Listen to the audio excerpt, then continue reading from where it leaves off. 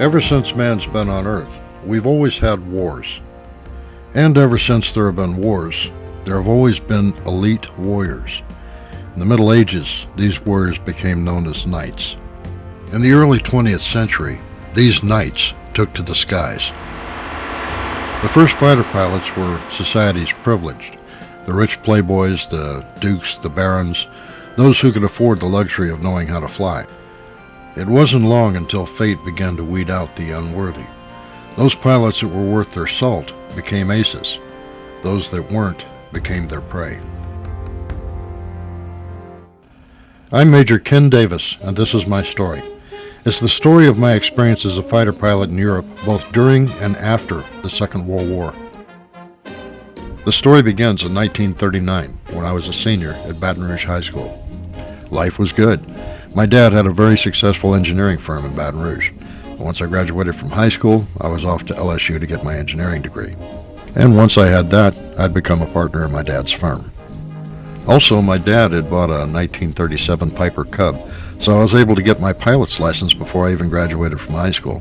And on top of that, I was able to win the hand and heart of the girl that I had been crazy about since elementary school. My life was great in 1939, but that was before the war came along.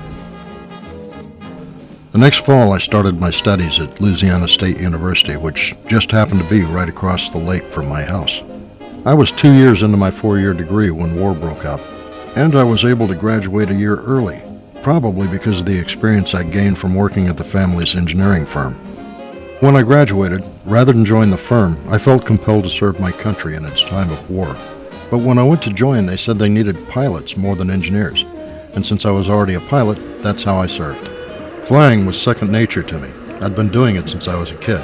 So when they assigned me to bomber escort over Europe, it wasn't long before I became an ace.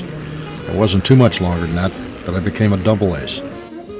This is where things got interesting. Towards the end of the war, the United States formed a project called Operation Paperclip. It was their mission to analyze captured German technology. Since I shot down some of the Germans' most advanced aircraft and I had an engineering degree, they asked me to join their operation.